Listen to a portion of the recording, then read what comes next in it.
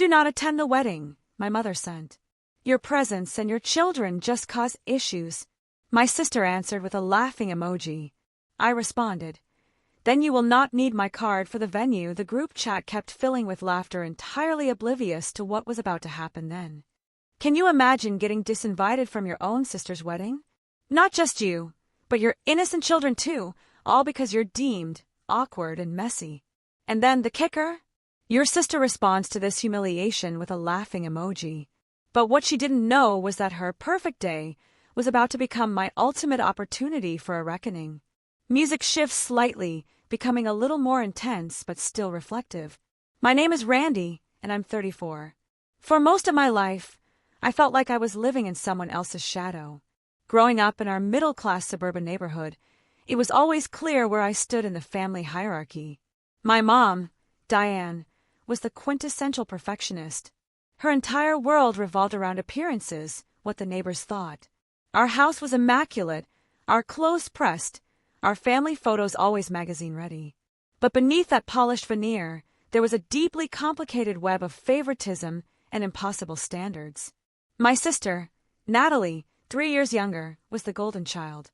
Naturally blonde, petite, just like my mom's ideal of feminine beauty. Natalie effortlessly embodied everything my mother valued.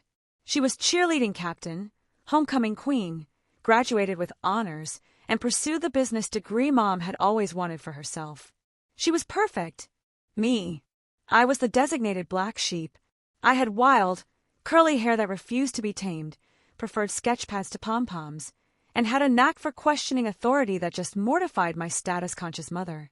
By 16, I knew I wanted a creative career. My mom dismissed it as a hobby, not a real job.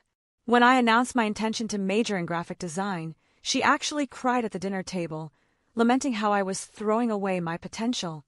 Natalie, of course, just patted Mom's hand sympathetically. The message was clear. I was a disappointment. The divide between us became a chasm when I got pregnant with Tyler at 24. I was in my final year of college. The relationship with Tyler's father had ended months before I even knew I was pregnant. When I told my family, my mother's first words weren't, "Are you okay?" or "How can we help?"